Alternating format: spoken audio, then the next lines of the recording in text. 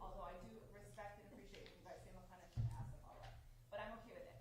But please don't do a follow-up that's off topic from what you just asked, because I want everybody to go first, and then I'll try to come back, okay? Okay, no problem.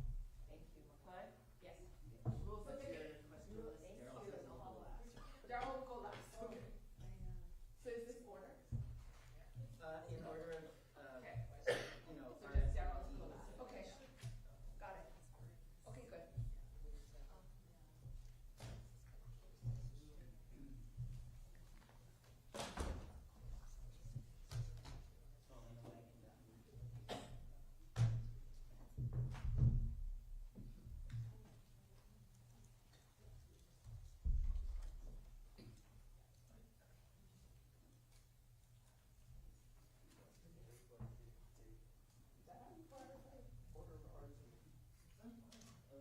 That's how we track the list, but not necessarily how we, do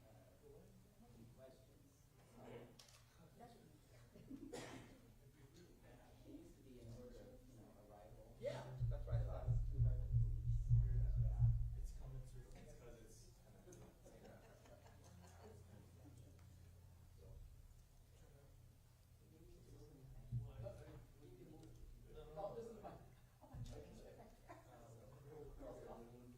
Attorney General Loeb has raised questions. I wasn't sure if he's closed. I was approaching his. Almost didn't back in. That was shocking.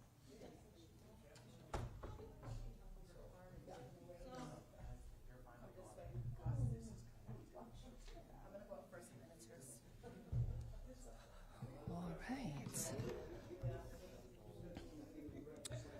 All right, ano ai ke aloha ya kākou. Thank you for joining us today. Governor Green will provide an update on the state's progress in the recovery after the Maui wildfires and announce the Maui housing plan.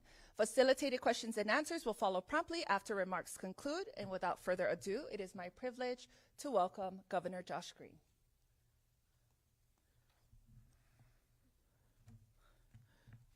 Aloha, everybody.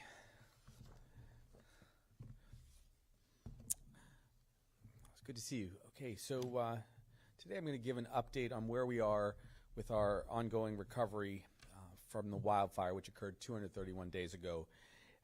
A lot of this update is going to also be on the budget, how much resource we have, and frankly, there's just a lot of positive news because people have been working so hard. So, like I said, day 231, people have been offering heroic recovery efforts. Next slide, please. So here you can see what a recovery plan in action kind of looks like. A lot of people comment, what are the details of the plan? Well, it's a living document. There's so much going on every single day. From our perspective, from the federal perspective, from the county perspective, but we wanted to share kind of where we've been and where we're going. Now, our progress so far. This is an overview slide. I'm going to dive into these details as we go forward, but on the day of the fire, we had, as you know, thousands of people displaced, and we lost 101 loved ones. In those first 13 days, we were able to move 7,796 people into shelter, into hotel rooms. As of today, we're now down to 3,109 individuals that are still in hotel rooms. That's a 60% decrease from our peak. We also, as you can see, are constructing a lot of housing. We've just begun. The first part of this process is 850 units. I'll break that down for you, with a midsummer move-in for many of these units, some a little bit sooner. In addition to that, there are housing projects in the pipeline that have been on the docket for some time on Maui, but things do go slowly on most occasions when we try to build big developments. Finally, people have been talking about the costs. We've submitted some requests for monies because we have obligations that we have to acknowledge. But over the last 3 weeks, I've made several trips, including a trip to Washington, D.C. and a trip to Japan, and had innumerable meetings with FEMA. This will decrease our costs significantly. I'll go into that. Some of the costs that have decreased, for instance, are the cost for COFA migrants. For those who are from the Compact Free Association states, these individuals who had to go into hotels because they were also made homeless by the fire, displaced by the fire, that was up in the air for some time. Now they're covered. That saved us over $30 million. Also, we've done things like built a school in 95 days, which I think you guys saw us announce, and it launches on April 1st. The kids will be actually in class. So a lot of things are going on, and let's break it down. Next slide, please. Okay. So we have to get safer. So we contracted with national leadership on fire prevention, and so we have wildfire sensors that are now going into the field. They give us 24-hour alerts. They can detect wildfires from several miles away. We have 80 to start, and 20 will be in the region. This is a federal coordination, and it makes us a little bit more resilient. As we all know, we're going to be worried about fires when the fire season begins again. You'll see a lot of things passed in the legislature too, like a fire marshal. We're doing a lot of fire breaks. That's work with the Department of Transportation. So we're going to be hell-bent on making sure fires don't occur going forward, or certainly they don't threaten our people. We also did pass, we discussed for a while and then kind of passed some documents together through the mayors to update our approach to alerts and the use of sirens, for example. So a lot of work goes on day in, day out. So that's one piece of the new safety measures. Now, a lot of people have asked what we're doing on housing. Housing is going to be a big part of the rest of this conversation. And I promised everyone that before April 1, we would tell you where we're going to be on short-term rentals. Would we or would we not need a moratorium? We will not need a short-term rental moratorium on Maui. We do need more housing constantly. We have to take in hand the illegal short-term rentals, but we won't have to do the moratorium because we have reached a minimum number of units to successfully house our impacted families. We have enough units across Maui, but we still have some shortage of units in West Maui. So I'm going to continue to ask for people, if they have short-term rentals or other capacity to rent to our people, to still go to helpingmaui.org/offer. You will get a very good deal. You'll get a lot of resources if you rent your short-term rental, but more regulation is coming, and it's going to come from the legislature. They will pass legislation, but also I've empowered our Attorney General to have a task force to go in and very seriously enforce the laws against illegal rentals. They cannot exist any longer. Illegal short-term rentals are consuming far too much of our housing inventory. So that's where we are, but we are now placing lots of individuals into housing. About 25 to 30 people a day move out of the hotels and into long-term housing, and that's going to really accelerate when we have our permanent housing up. Let's go to the next slide. Can we afford it? How is our state doing? Let's talk about that. The answer is yes. We have a stable financial outlook. Just a couple weeks ago, the Council on Revenues got together, and they determined that our projections are the same. The Council on Revenue said the 4% growth is maintained. That was because we've been steady on tourism. We have to do that because we need to pay for all of these other projects. We have to pay for housing. We have to pay for the new schools. We need to pay for all sorts of things. But that was very good. So that kept our budget stable. Have we had to tap into our rainy day fund? The answer is no. As you can see, it says EBR up there. The rainy day fund still has $1.5 billion. It is not being considered for use right now because we have enough resources, and I'll tell you exactly what those numbers are. We also fully preserved our essential services. We do not have to cut any jobs, any salaries. We're okay. Probably because we've stayed steady and people have continued to travel to our state. But Jamie and I did go to Japan to promote travel to Hawaii once again with the Japanese community. And it's going to take time because right now the yen is weaker than it has been in 34 years. So it's difficult for people to travel to Hawaii. However, our numbers have stayed solid. What we're focusing on is keeping all of our resources intact. And I'm going to talk about something that you haven't heard much about yet, and that is a $300 million pot of money that had been teed up possibly to go to an extra payment for the ERS, retirement funds. We'll talk about that in a moment. Let's look at what our requests were. So a couple weeks ago, when we had to put down our request for emergency funds, we had to honor what was a potential cost item for ourselves. That was $297 million for temporary housing in our ongoing response, and up to $65 million for the One Ohana Fund. As of today, 21 people have signed up, and that's going to continue to ramp up, and we'll see how many people ultimately choose. It's completely optional to choose to participate in the One Ohana Fund. That's monies for those who lost a loved one. But we had to recognize the potential highest numbers. Now, since that time, and you saw there was concern, of course, about whether or not we have enough resources in the state to pay for our ongoing needs and top priorities, I went and secured first about $30 million of extra coverage because we now have COFA coverage, which is appropriate because these are individuals who often serve in the military, they're our workers, they live here. So that's been a long time coming. Also, we got clarification that condos will be eligible for payment by FEMA. That hasn't always been the case in other places, but in Hawaii, we made the clear case that there were no other options. So they're covering that. That's at least $43 million. A big one here, the debris removal. That's going to be over $1 billion for FEMA to do. We would normally, because we already got the federal government to agree to only make us pay 10%, we would normally have to pay that 10%, which would be $107 million. That is not going to happen in fiscal year 2024. I don't believe it will ever be a responsibility because I think they're going to finish in a window that will preclude any cost share. I think that the 6 months that we have with a probable extension should cover that totally. So $107 million will likely come back to us. And then in the course of our work, we have partners. We have the philanthropy community, Hawaii Community Foundation in this case. They've agreed to pay for $40 million of our Kala'iola housing development, which was 450 units. So that project is now $40 million less. If you add up these numbers, that's $220 million less I expect that we'll ultimately have to pay for. These are good numbers. This is good news. But we still have to have emergency appropriations because you can't be certain when some of these bills come when you have a disaster of this kind. Also, there are new projects that will come. For instance, I've asked the Lieutenant Governor to work on some additional housing. As we've put these 450 housing units into play, we're going to need a lot more. Our plan ultimately is for 2,000 housing units, which I'll tell you more about. So you can see there are some savings. Now, these are our financial plan numbers if you really want to dive into where we are today.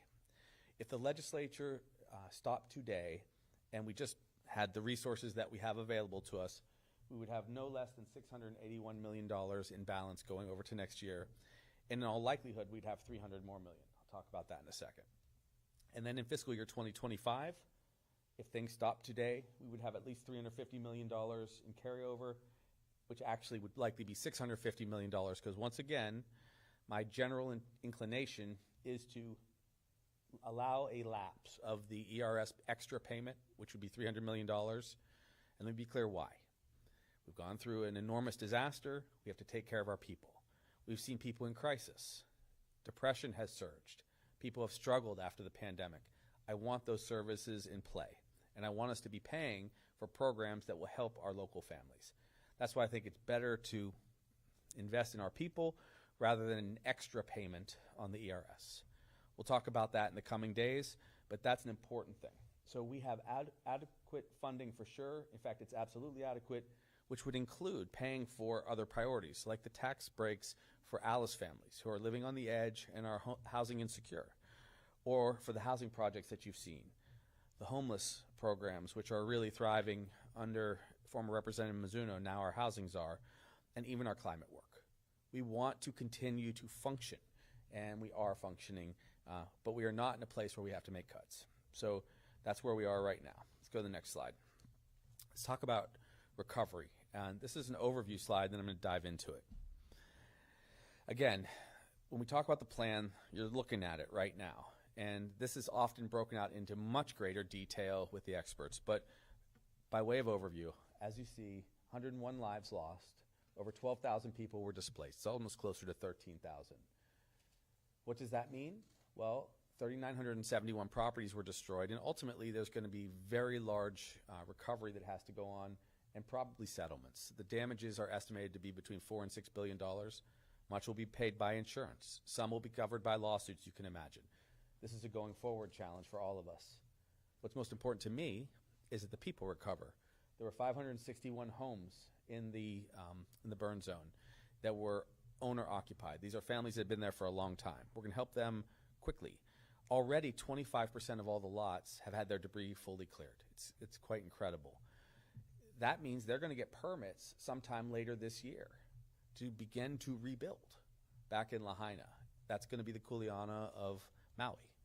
The Maui mayor, Bisson, who's been fighting hard, working hard for everyone to help his people survive, he will be able to expedite permits to get people back into their old homes. A lot to share here. And then finally, there were thousands of businesses that were destroyed. Again, insurance will cover some of that. In some cases, there will probably be settlements. So we will prepare for that in the future. This is what it looks like when you talk about stages of recovery, but I'll break them out more for you, and we're happy to give you all of this in the form of handouts. Let's go to the next slide. Okay, so what was stage one? You've already kind of been aware of this for a long time. Stage one was the first basically 2 weeks where we had to get everyone into some form of civilized housing, and that was hotels. That was the 7,796 people. Food services, social services, just making sure people didn't become homeless.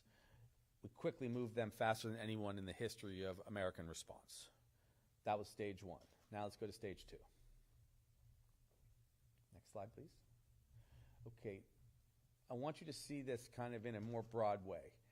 Stage two is where we move people into longer-term housing, condominiums, in some cases, houses that are owned by other individuals in Maui. We're in partnership at all times with FEMA. So they have a direct lease program, a rental program. We also emulated this with a Department of Human Services recovery program. So people who were not eligible for FEMA could go into those units. I think it's about 150 families, because it's very expensive in hotels and we want people to have a more normal life. And now we're building also. And you can see here, 2024, we're right through here, right? And now you can see what it looks like for 2025 and 2026. Some of this is going to change, but this is hardening as we go. You're going to see here a FEMA group site, Kilohana. That's in Le'i'ili'i. That's the area where they've already planned 169 houses. The infrastructure is going in now. Kala'iola, that's our housing project. That's 450 houses. Those houses are on their way. I was at the site the other day. It's a beautiful site. It's incredible. It looks down across the ocean. It's very close to where old Lahaina town was.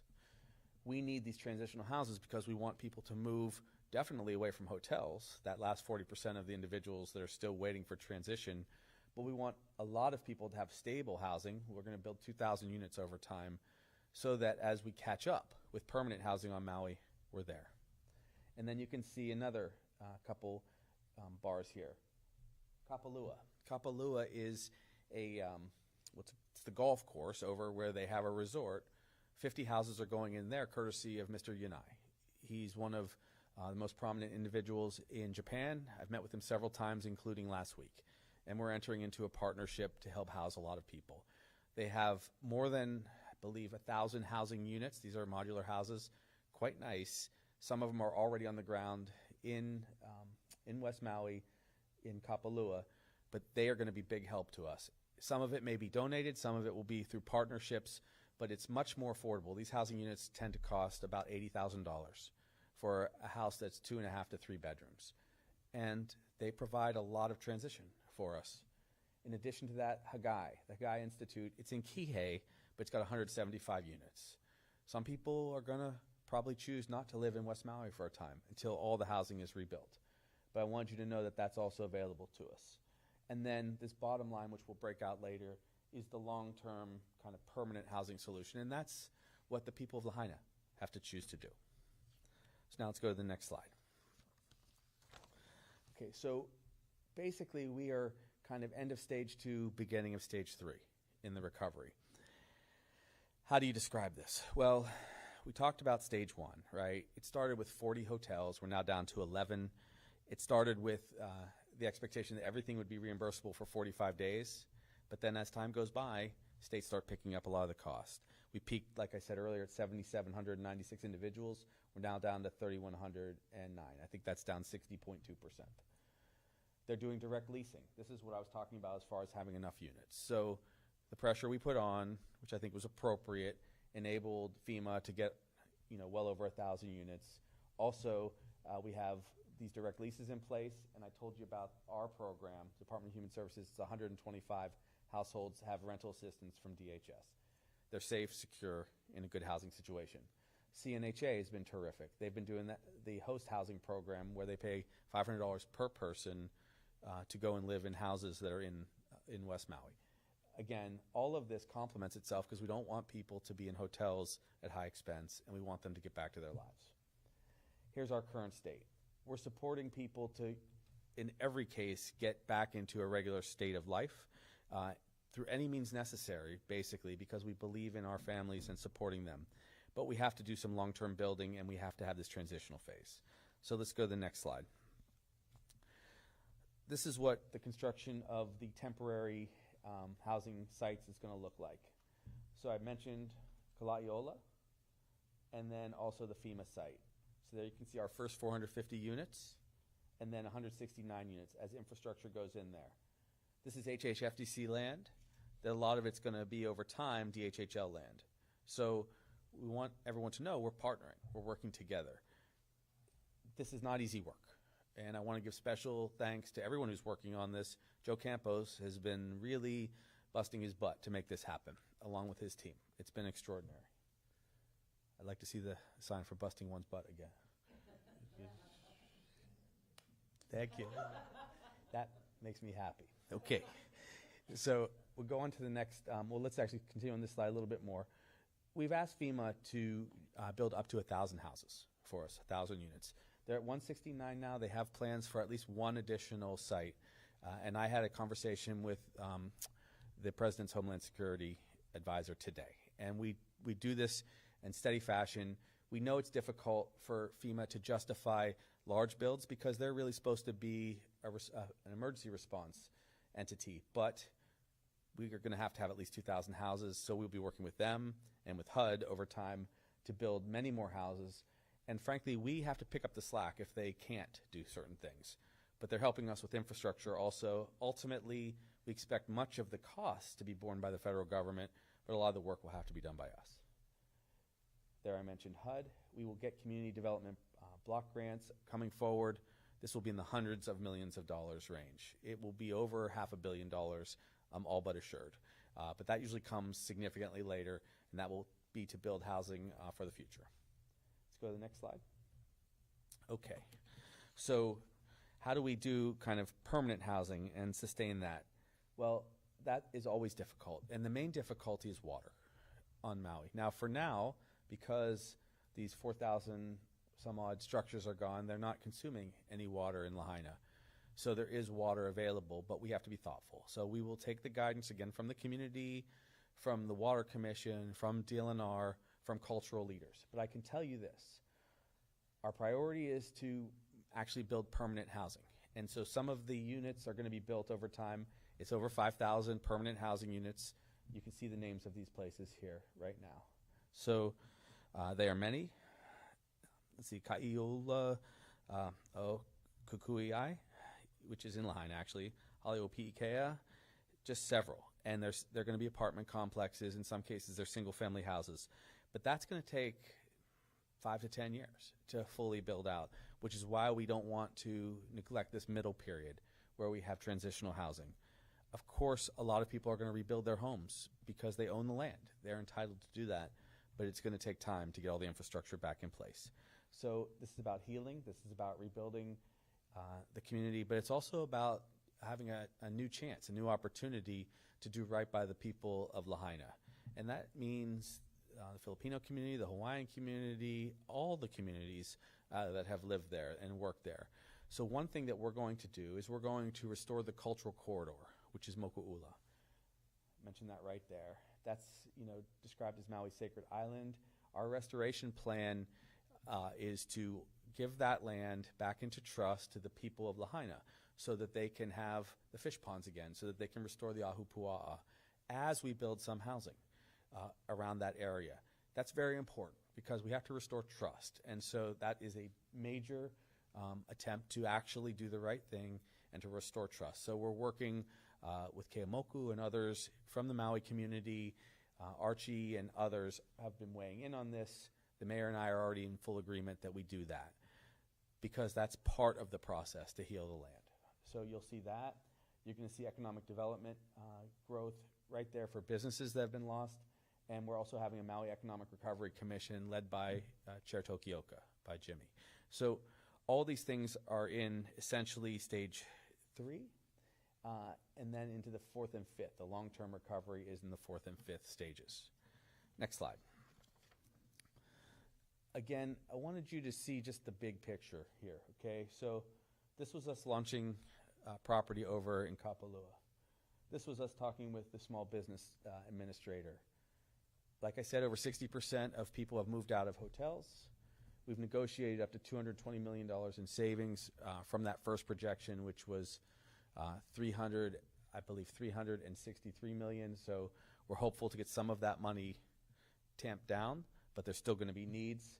And then you'll see our balances continue to improve because, as you know, some monies are going to get lapsed. Why do some monies get lapsed?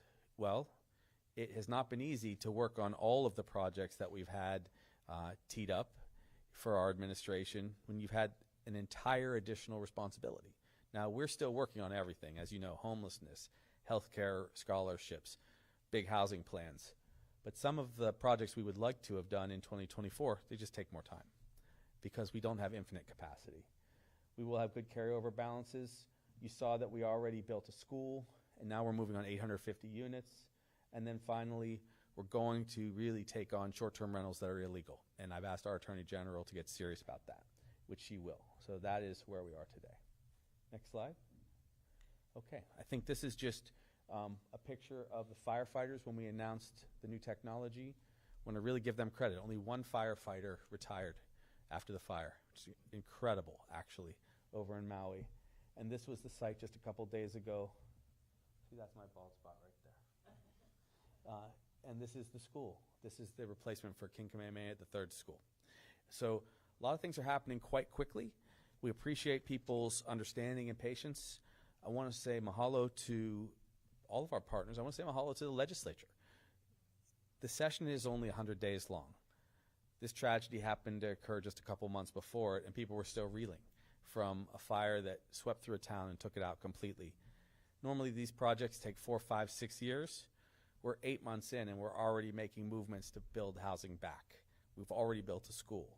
We've already found ways to begin to settle with those who lost loved ones. That's probably 5 years ahead of schedule. So we're trying to accelerate that because I believe we have to take on our problems in our state, and we shouldn't wait.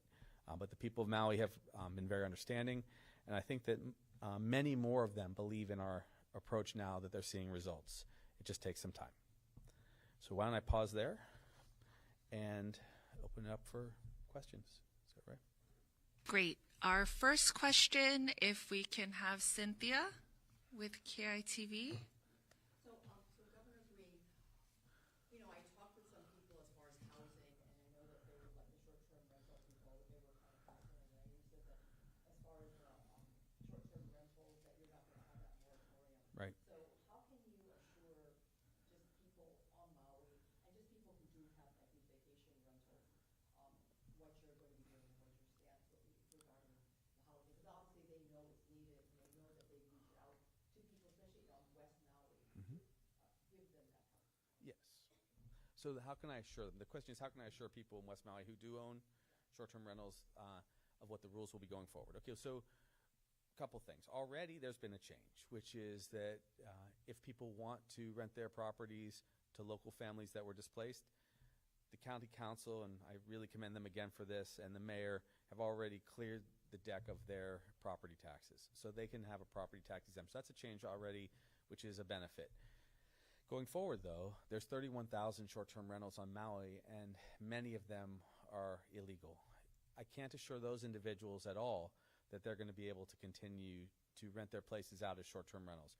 What I would humbly ask them to do is go to that website, voluntarily rent for the next 2 years, probably through FEMA or through us. Let us handle these rentals, and then, frankly, transition out, sell your properties to local families. That's the best thing to do if you're not in compliance right now. If you are a fully in compliance short-term rental, you're fine. Pay your taxes. Frankly, still take us up on our offer to rent to local families at a pretty high rate. That rate was essentially the rate they were getting in the previous year. There is no threat now that I will do a moratorium or a ban on short-term rentals because people have stepped up.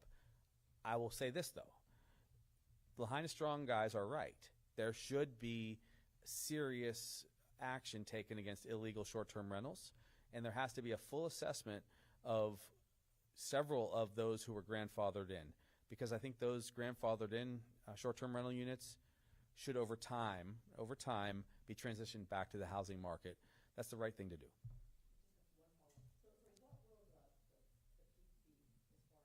How much? Because I know that when I've talked with people, they said, how can the average family afford $6,000-7,000 a month? So the answer is average families who are displaced can't afford that, but that's why FEMA will cover it, or the state will cover it. When I mentioned earlier that like a one bedroom, we would pay $5,000, two bedrooms, $7,000, and so on. The benefit there was it was much less than hotels, and you could have a more extended family be in that house. So we were getting a much better benefit, and people would have a kitchen and a yard and so on. So we will extend that likely into 2026. We have to have those final discussions with FEMA. The FEMA programs, they have the capability of giving us extensions, and they've continuously done that. Here's the challenge, though. People, in some cases, have tried to get out of their contracts or their leases with just regular renters so that they could take advantage of these high rates. That's not okay.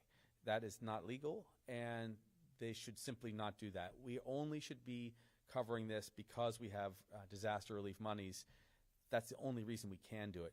What we're worried about is in about 2 years, when federal resources start to dwindle, that we will have a cliff. In other words, people will be in rentals, but they won't have anywhere else to go, and that the rental market will be far too high. That's why I'm pressing hard for 2,000 units total, and why I need the feds to help us, and why it's kind of all hands on deck. Me, our housing team, Lieutenant Governor's team, the legislature, even the federal guys, we're going to ask for additional appropriations if we can get them. What will likely happen is we'll ask for emergency appropriations over time as other states go through that process too. Like Maryland is going to need an emergency appropriation after having their disaster. Louisiana and the South went through hurricane season, and we still have housing that we have to pay for. We can do housing much less expensively than the federal guys can do, and we're mindful of that. We're trying to be frugal because I want to see a full recovery and resources in the out years. Next question is from Audrey with Associated Press. Thank you.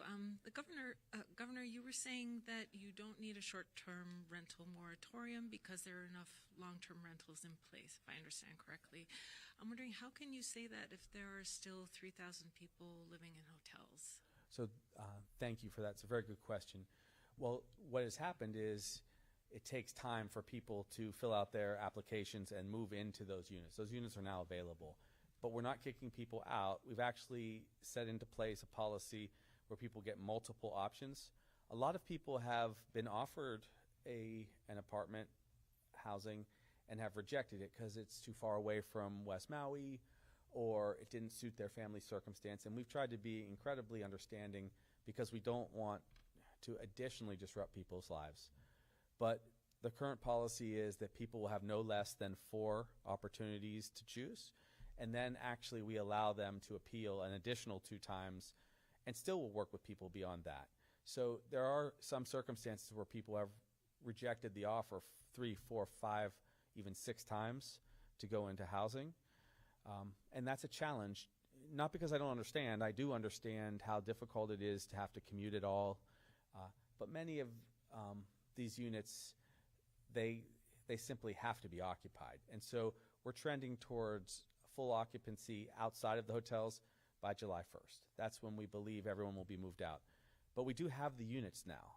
And additionally, we're going to have our transitional housing units in Le'i'ali'i, Hagai, and so on. So once that transitional housing comes online, honestly, people will have to go move into those if they haven't left the hotels yet, because it's only fair. I mean, we need the resources so that we can build the next school, so that we can build clinics, rebuild clinics, I should say, that were lost during the fire, so that honestly we can settle with families who lost a loved one or lost their business. These are going to require significant resources. So that will end, the phase of living in hotels. And, I know every case is different. That's why I'm trying to be thoughtful here. Some people just haven't agreed to leave the hotels, even though there's been a lot of housing. And I don't judge because I know what they went through. But we do have to move on. And we have to move on to ultimately our permanent housing because people are going to start renting, again, normally. That's going to be necessary.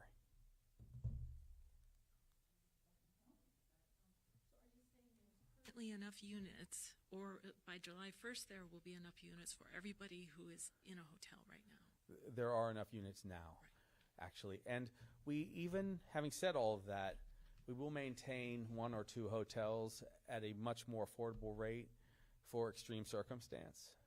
We also will encourage local hotels, if they want to house some of their employees and if they have space to do it, because it might be in their interest to have workforce there on site. But yes, we have over 1,300 contracts available to us, and we've now dropped under 1,300 households. So we, in a perfect world, could get everyone there. We also have been holding not just day-to-day sessions, but weekend sessions where we do massive matches. It's just difficult for some people. Some people were severely traumatized. And so, again, we're particularly understanding over the holidays and when it was just 3 months in, 3.5 months in. But as we approach 7, 8 months, we know that everyone has to move out. Fortunately, we've been able to get the federal government to cover much of the cost, and that was the importance of adding approvals for COFA families. We also, at one point, had 820 households that were deemed non-FEMA eligible. We dropped that number all the way down first to 550, and I believe we're under 500 now because people continuously get approved through the process that we're going through.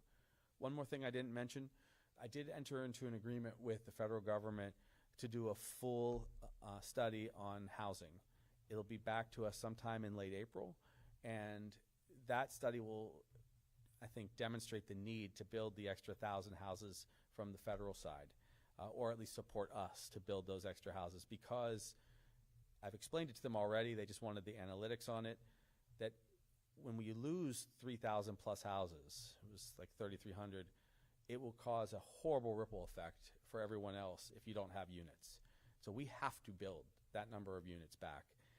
They just wanted to see it in black and white. So they hired a consultant team out of Maryland to do that.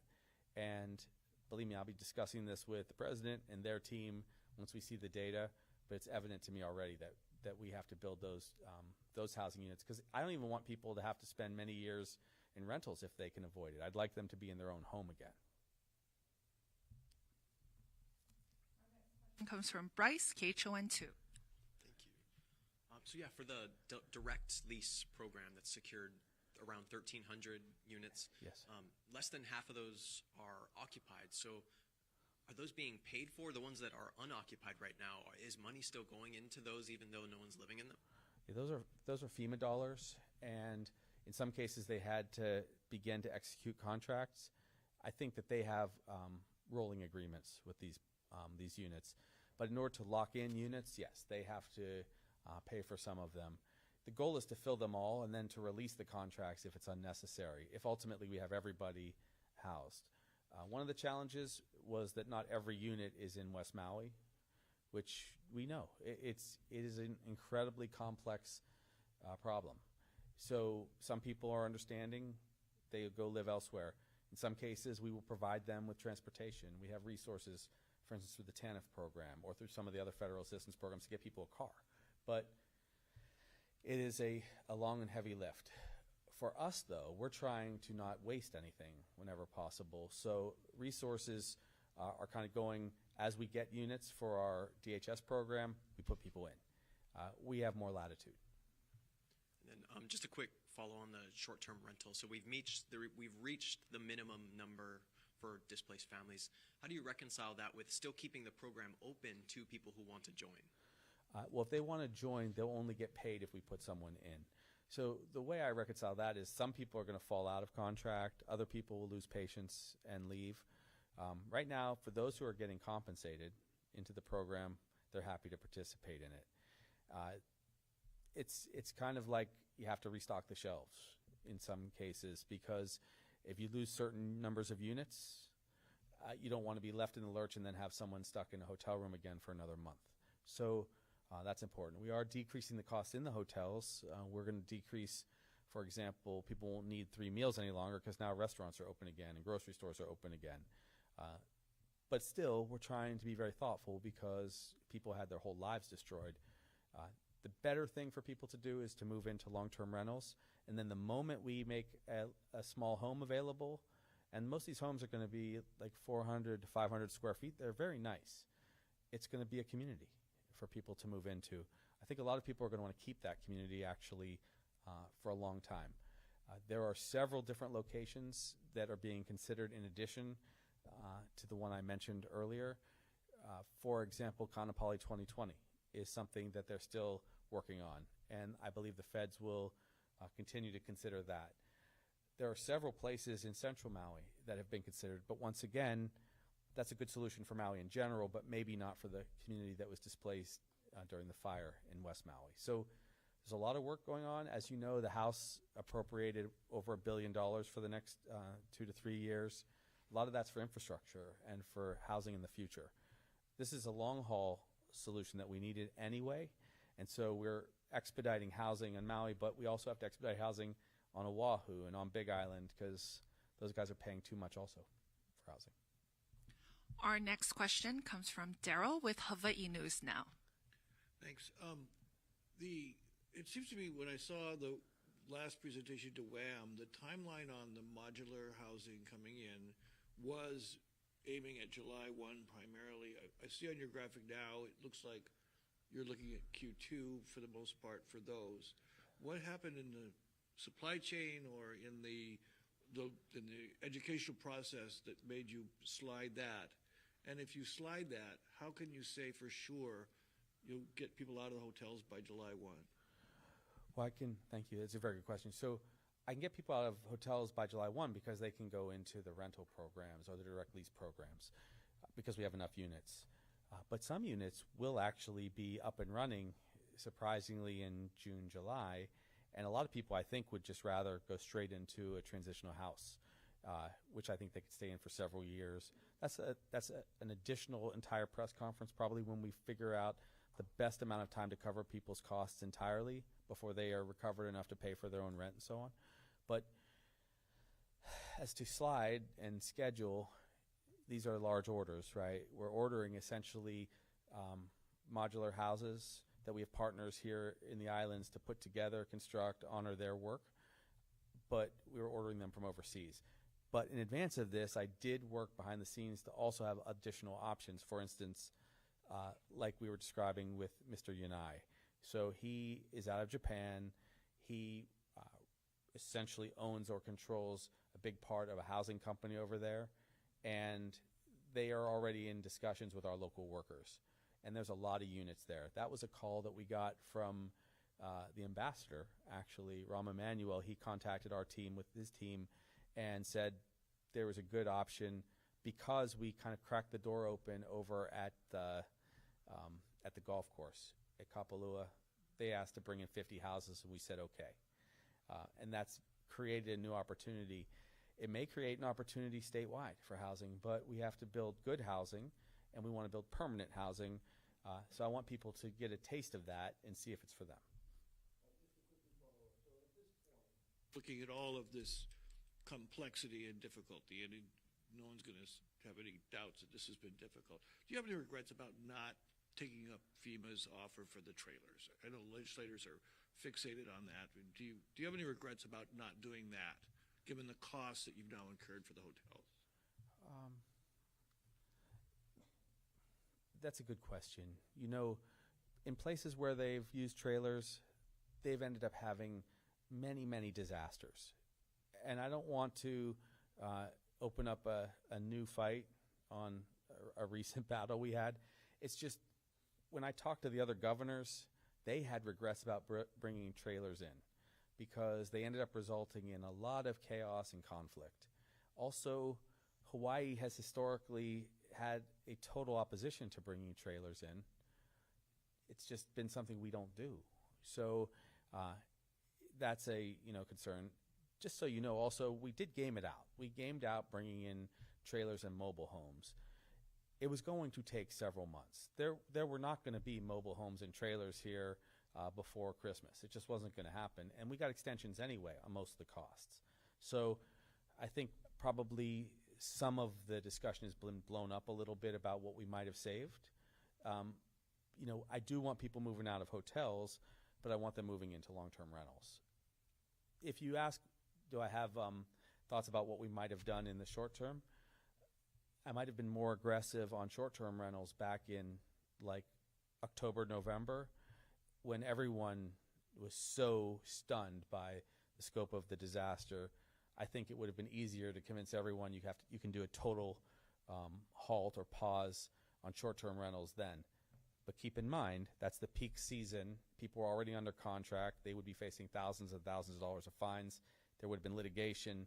So at each idea, there were real, actual legal impediments to doing certain things. So it's better to be steady, have a housing plan that really builds houses, and then I think change our laws on short-term rentals and change some of our zoning rules so that we can build housing more quickly in Hawaii, just for the good of local families. I still, acknowledge the need to have good water policy and good environmental protection, but you can see what's happened. We didn't build any housing for 20 plus years on Maui, and so when the disaster hit, you had options of either A, mobile homes, which people had qualms about, or B, hotels, or 3, trying to expedite transitional housing.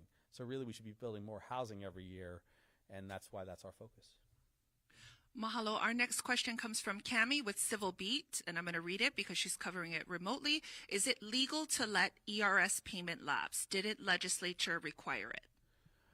It is legal, actually.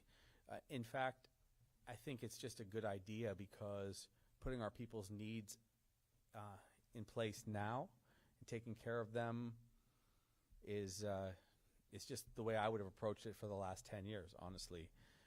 I always have felt that it's better to invest in people's wellness, drug treatment, housing, avoiding homelessness, rather than often kicking it down the road. And so we need these programs. What we will have to do, bless you, what we will have to do is send down either a request for an amendment on the floor, or I'm simply allowed to just lapse it after the session. It would just then revert the $300 million into the general fund, and the legislature would have the opportunity to appropriate that money next year. Either are okay. I'd prefer to lapse that money now so that they can fund the programs they think are most valuable. There are a lot of grants and aid, for example, with nonprofits that I really think are still needed, because though COVID has basically ended as a disease, we're not seeing many cases right now, not seeing many hospitalizations, we're still seeing the after effects of that in society. And I think that they should be funding programs to help people. I also believe that we're on a roll with homeless solutions. It's a pretty good investment because we're saving tens of thousands of dollars per person that gets into a kauhale per year. So there's good things that have to be done, and we're still working out the details. I did ask for the opinion of the House and Senate leadership, the House and Senate Finance and WAM committee chairs' opinions, and a lot of other people. And you're going to get, if you ask 10 people, you get about 12 ideas, which is healthy because they're thinking about it. But I just would rather invest this in our people now. Our final question comes from Dan Nakaso with Honolulu Star Advertiser. Thanks, Makana. Governor, I got a couple quick questions about illegal short-term rentals. You have the Ann Lopez looking into it. Yes. But doesn't the term illegal tell us it's already illegal? And what are you thinking in terms of penalties? Is it statewide, just Maui, just West Maui? If you can clarify. Sure. So I've asked her to focus on West Maui right now because that's where our need is greatest, but this will apply statewide. The mayor's asked actually if we could help streamline our perception and definition of what is an actual illegal short-term rental so that they can also enforce more. I think that ultimately we're going to need more enforcement personnel. That's another good place to spend some resources because, as you know, the fines can be quite significant, but we can't find anybody, or it's very difficult to track down individuals from the mainland. I think if we set an example clearly and penalize people with those very large fines like they have in Honolulu, they'll start backing off. But if the idea is you're only going to get caught once out of every 2 or 3 or 500 times, people are rolling the dice because they're, as I shared in the last press conference, people are making about 400% of a regular rental rate when they have a short-term rental. So if they were getting $4,000 from a local family for a regular rental, their next-door neighbor that runs a short-term rental is getting $16,000 a month. And so they're rolling the dice. Over time, we want to incent people to sell back to the state of Hawaii. My personal belief is we should enact legislation that is a lot like what they did in New York State, which is you have to be on the premises or in the region. Therefore, you're a local family. We support local families to do short-term rentals if they're doing them legally, but we don't support mainland folks making a ton of money while our people are trying to find housing after a fire. So I promise not to swear today in the press conference, but I still am thinking it, okay? Because it's really rough to watch people make a lot of money while other families are still struggling to come out of hotels. I'm going to swear after the press conference about this. Are you looking at increasing penalties and really trying to make people consider selling Yes. their properties? I am. So it's so onerous. Yes, so we gave one small overture this session because it happened kind of in real time, which was to give people tax exemptions if they transitioned out. In other words, amnesty is the way we described it. And we'll see. We'll see if that legislation passes. But tax amnesty is the carrot, and the stick would be that if you're violating the laws, ultimately you lose your property. I mean, that's the severest consequence. So let's see where we land. But I'll tell you that with 89,000 short-term rentals in our state and 75,000 of them being illegal, there's your housing solution. We bring those 75,000 units into the circulation of our population, then we can build in a normal fashion, and we can have a solution on our housing shortage. Expect us to be extremely firm next session with our proposals about transitioning to local ownership. Well, final question. Back to Daryl Huff with Hawaii News Now. Actually, just to clarify, at one point today you said that people who have lived in Lahaina and lost their homes and now their debris has been removed could get permits to rebuild perhaps before the end of the year. Is there a caveat there about if the infrastructure, water infrastructure, sewer, electricity is there? Because from what I've been hearing, that's really the time factor for people rebuilding. So, I mean, I don't want people to come away from this press conference thinking, we're going to have a permit for the end of the year when there might be these other factors. Are you sure those other factors will allow that? That's exactly correct, right? So you're going to have water, sewer, and electricity.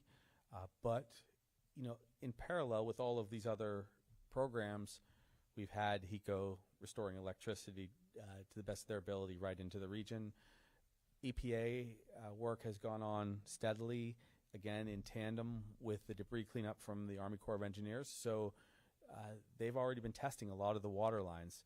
A lot of the appropriations which we can get from FEMA are in the here and now on this infrastructure. So it's pretty amazing. I actually think when my team and I went through Maui on Monday, we were pretty blown away at how some of the progress has already been made and how clean many of the lots actually are. I think that especially around the edges of the fire, you're going to see the infrastructure start creeping in more quickly. And those individuals are going to be eager when there's no environmental health concern. They're going to be eager to put some, quick pop-up little house on so that they can build their old home. we're going to have to rebuild differently. That's still going to be the kuleana of the Maui community, especially Lahaina and the mayor. They have to decide what they want Lahaina to look like. It can't be the same because houses were too closely packed together and there wasn't a safe way to get out of the small streets. Also, we're going to have to come back off of Front Street a little bit because global warming does exist. Cue 6,000 haters who are watching from the mainland thinking that it doesn't. But it does exist, and so we're seeing sea level rise, and we have to be careful about that. So I think that a lot of people will get permits. What our position is the 561 families who were owner-occupiers get them first, get them in an expedited way, and that we use the resources that we have from the legislature to put the infrastructure in. That's our position because the rentals, in many cases, were owned by people from the mainland. They have insurance. They're not in a desperate state.